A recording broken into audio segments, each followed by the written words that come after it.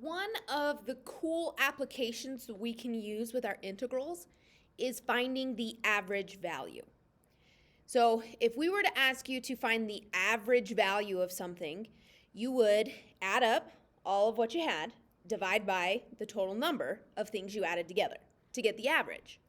Well, if I have a function, let's say x squared, and I want to know the average value of that function over the interval 1 to 3, how many y values are on that interval? An infinite, right? We would have to add an infinite amount of numbers together and divide that by infinity to get the average value. The cool thing is we know our integrals do that. We're able to use an integral to add all of our values together, and then we simply have to average that, which we do here with our 1 over b minus a. That's looking at our interval so we can find the average value. So here, for my x squared, we'll do a quick little sketch.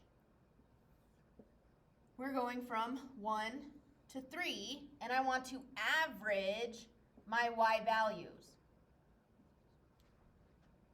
Okay?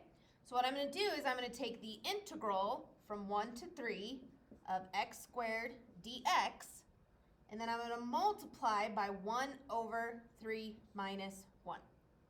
And this is going to take the average value of my x squared on the interval from 1 to 3. So 1 over 3 minus 1, that gives me 1/2. The antiderivative of x squared is x cubed over 3, evaluated from 1 to 3. So I'm going to have 1/2, plug in my 3, so that is going to be 27/3. Minus, plug in the 1, which is 1/3. So 1/2 times 26/3, so that is going to be 13/3. So the average value is 13/3, which is about what, 4 1/3? That's kind of cool, right?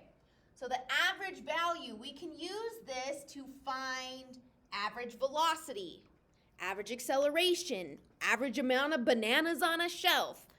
Different applications there. And all we have to do is take that integral and then multiply it by the 1 over b minus a.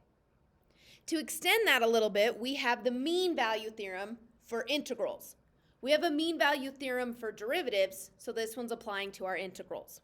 What's happening here is if we have the average value of our function, there has to be some x value that is going to give us the average value.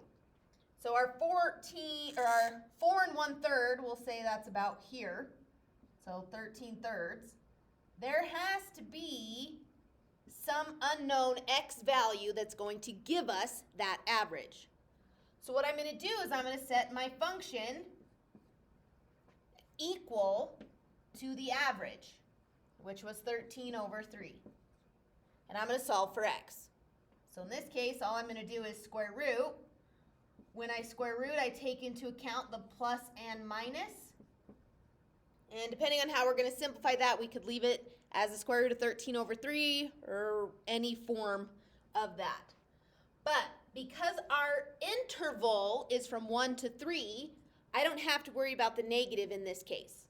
So when x equals the square root of 13/3, that's where we're going to see our average value. Pretty straightforward, kind of cool, a little bit useful. We're going to use that in some other cases, and we're just going to keep on integrating, guys. I don't know what this is about. I'm tutting on my video, and I just made that up too. Okay.